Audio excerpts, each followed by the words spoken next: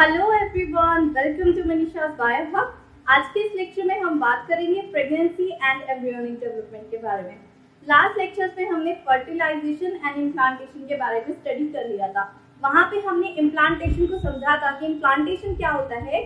जब ब्लास्टोसिस्ट आके यूट्रस की वॉल से चिपक जाता है, ठीक है, इस प्रोसेस को हमने कहा था इम्प्लांटेशन, राइट।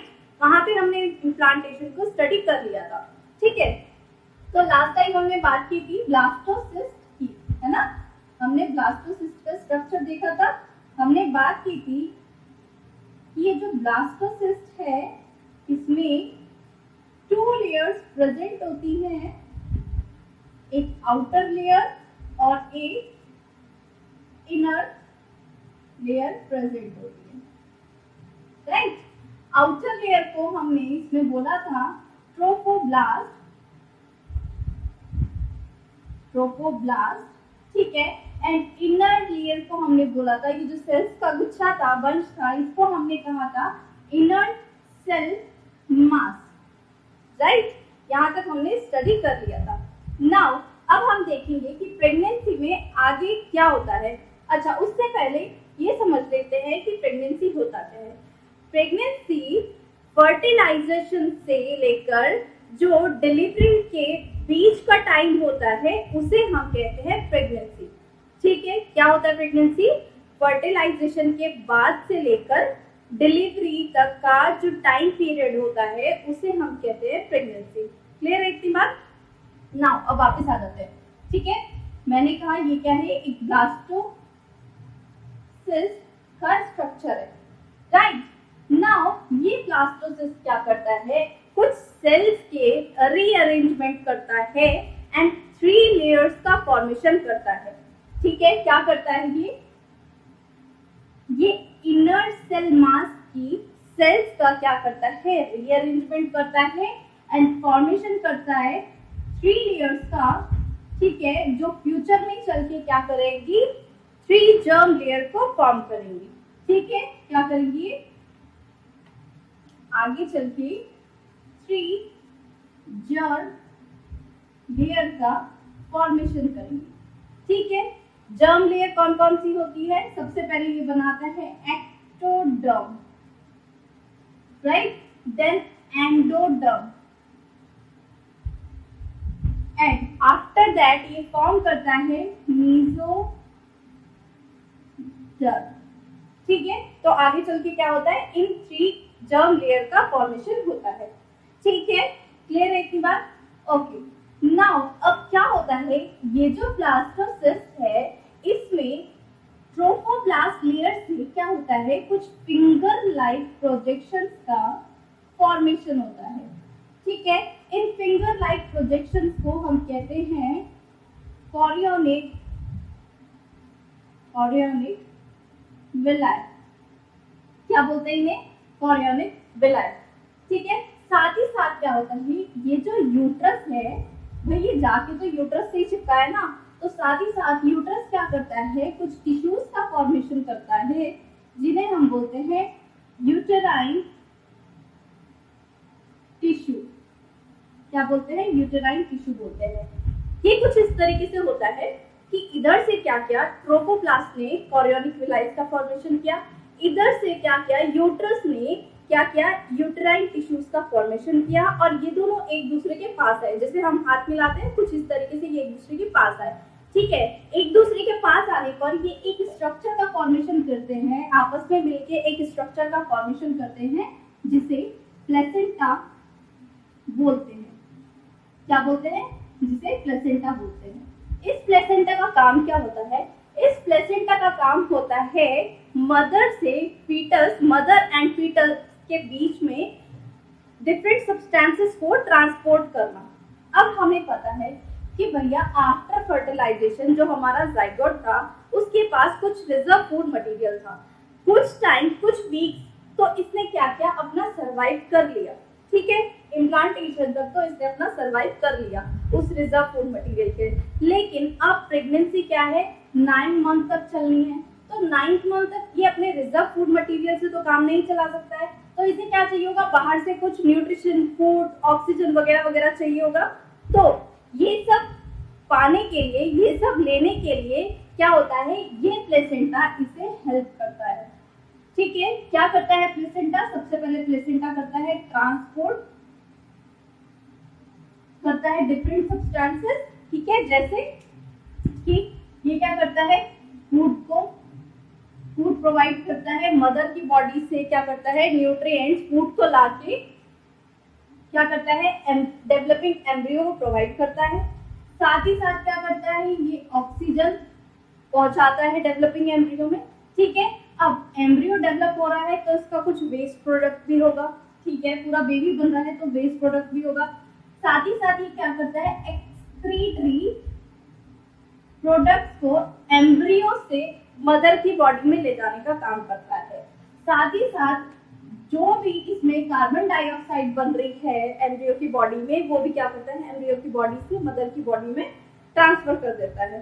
ठीक है, यानी कि ये क्या कर रहा है, ट्रांसपोर्टेशन में हेल्प कर रहा है, खाना ले रहा है, ऑक्सीजन ले रहा है और अपनी बॉडी का एक्सक्रीटरी प्रोडक्ट CO2 अपनी बॉडी से आउट कर रहा है। ठीक है, with the help of placenta. Placenta के यहाँ पर और भी काम होते हैं, और भी फंक्शन होते हैं। Placenta as a endocrine gland function करता है। एंडोक्राइन ग्लैंड से मतलब है ऐसी ग्लैंड जो क्या करती है, हार्मोन्स को सिक्रीट करती है। ठीक है, क्या करता है, ये as a endocrine gland function करता है एंड डिफरेंट हार्मोन्स को सिक्रीट करता है। फॉर एग्जांपल नहीं, यहाँ पे देखते हैं कौन कौन से hormone. HCP human chorionic gonadotropic hormone. ठीक है, कोरियोनिक की बात हो रही है, यहाँ पे भी हमने कोरियोनिक पढ़ा था। ठीक है, तो ये किससे रिलेट हो रहा है, ये प्लेसेंटा से रिलेट है। ये क्या करता है, ये कॉर्पस ल्यूटियम को मेंटेन करने में हेल्प करता है। क्या करता है, कॉर्पस ल्यूटियम को मेंटेन करने में हेल्प करता है। और हमें पता था, जब हमने कॉर्पस ल्यूटियम के बारे में पढ़ा था, तो कॉर्पस ल्यूटियम का फंक्शन क्या था, प्रोजेस्टेरोन हार्मोन को रिलीज करना ताकि प्रेगनेंसी मेंटेन रहे। राइट, पढ़ लिया था ये हमने। दूसरा हार्मोन ये रिलीज करता है HPL, यानी कि ह्यूमन प्लेसेंटल लैक्टोजन। ठीक है, यानी कि इस हार्मोन का काम क्या है, आफ्टर बेबी बर्थ ये क्या करता है, लैक्टेशन में हेल्प करता है। राइट, और क्या सिक्रीट करता है, ये सिक्रीट करता है ईस्ट्रोजन, प्रोजेस्टेरोन।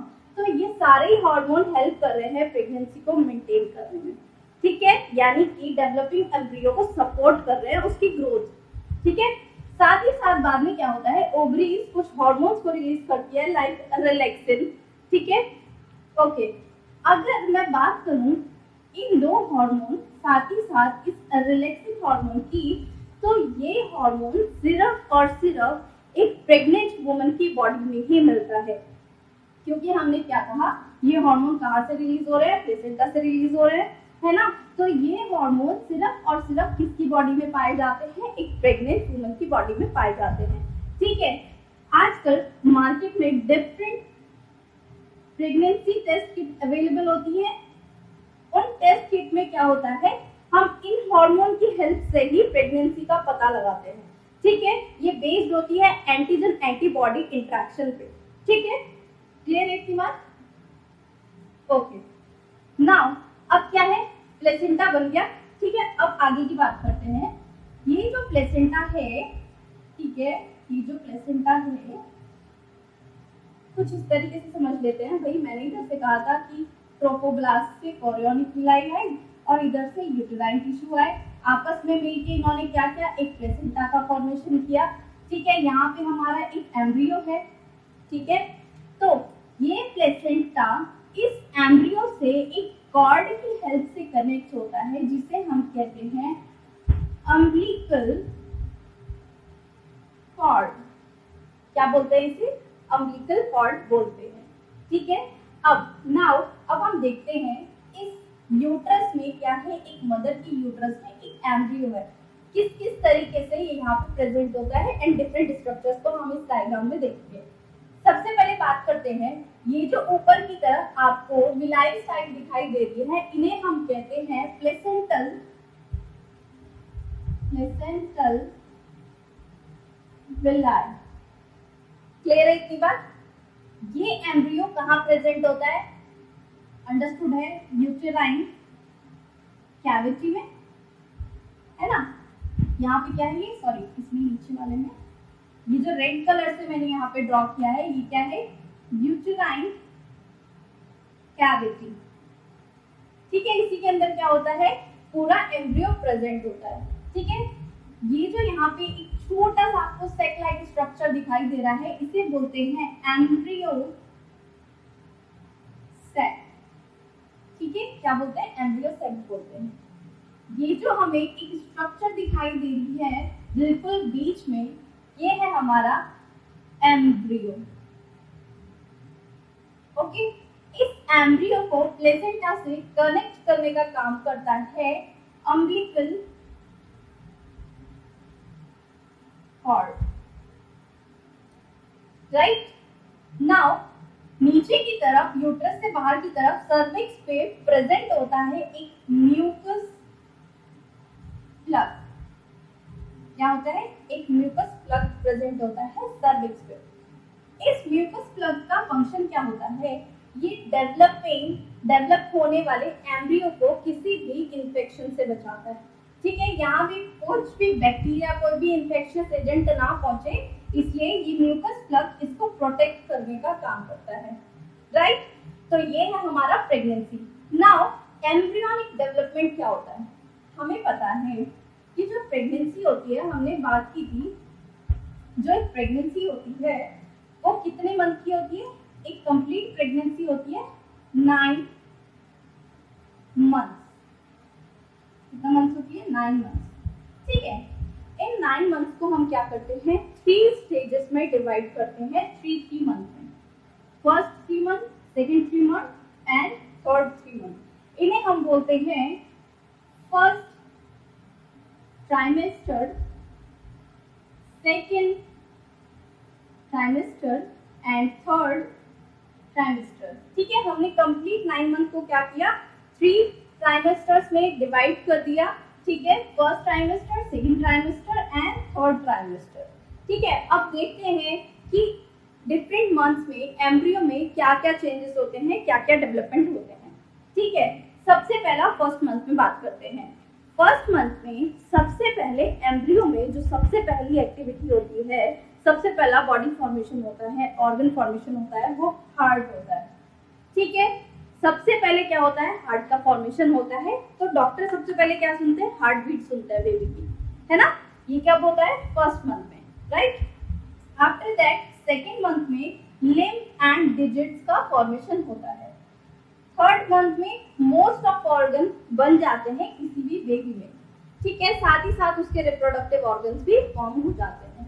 ठीक है, यानी कि एंड ऑफ 3 मंथ क्या होगा, मोस्ट ऑफ ऑर्गन बन चुके हैं।